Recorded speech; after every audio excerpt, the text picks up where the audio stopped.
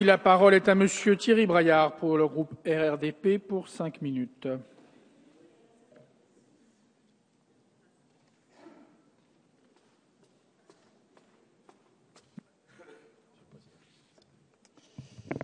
Monsieur le Président, Madame la Ministre, Messieurs les rapporteurs, Monsieur le Président de la Commission, mes chers collègues, tout le monde en convient, le soutien à la culture est une nécessité pour nos sociétés démocratiques qui se construisent en fonction de leur culture et de leur histoire.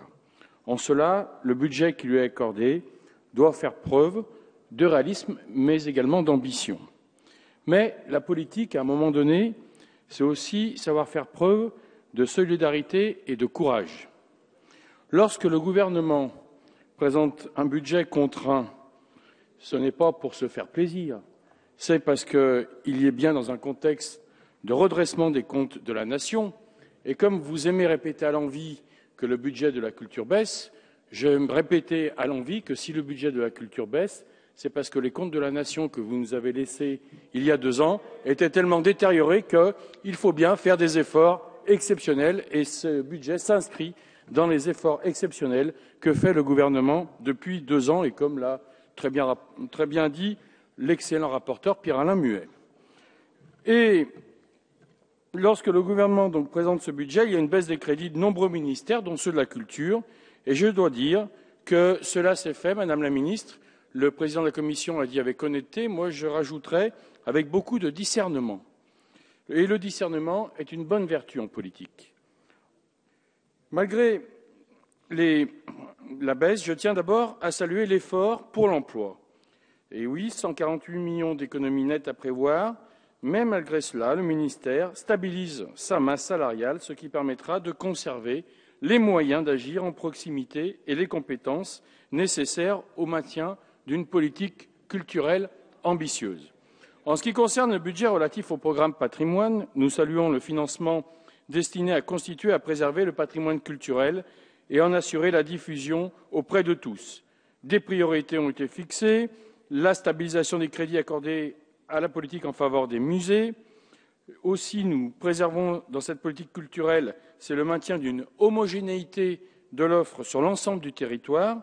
Le groupe radical, républicain, démocrate et progressiste encourage la politique menée par la majorité qui, au travers de la reconduction des crédits déconcentrés et la réalisation définitive du plan musée en région pour 15 millions d'euros ou de projets ambitieux tels le MUSEM à Marseille ou le Louvre-Lens démontrent que la culture est l'affaire de tous et de partout. Pour cela, la coopération avec les collectivités territoriales à travers les DRAC et les DAC ultramarines est renforcée pour mettre en œuvre des projets sur l'ensemble de notre territoire en 2014 et j'ai entendu que cette proposition faisait l'unanimité de notre Assemblée. La reconduction de projets tels que la gratuité des expositions permanentes des musées nationaux pour les jeunes de moins de 26 ans, réel succès qui encourage l'accès des jeunes à la culture, reçoit notre approbation malgré une baisse budgétaire que nous espérons, à l'instar du rapporteur Christian Kert, conjoncturelle.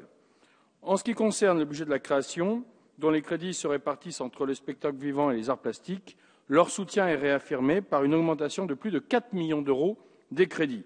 Des moyens aux structures de la création et de la diffusion seront accordés particulièrement aux labels et aux réseaux, aux jeunes artistes, ainsi qu'à plus de 1200 équipes artistiques. Enfin, le dispositif 1% artistique, impulsé, faut-il le rappeler à cette tribune, par le radical de gauche Jean Zay, demeure un formidable instrument de soutien à la création artistique et favorise la rencontre quotidienne avec le public.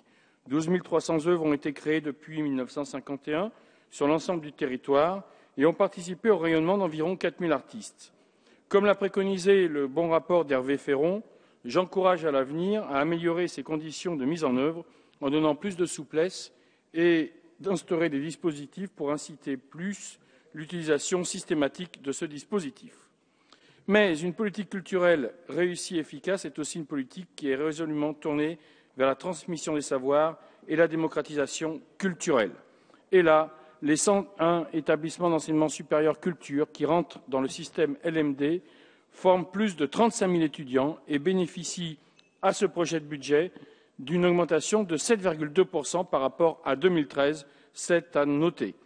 Nous soutenons donc fortement la valorisation de l'éducation artistique et culturelle qui s'inscrit dans la lignée de la loi du 8 juillet 2013 sur la refondation de l'école de la République. Vous l'aurez compris, le réalisme budgétaire n'est pas antagonisme d'une ambition politique en matière culturelle et ce budget en est la preuve. Pour toutes ces raisons, le groupe RDP votera ce budget. Merci.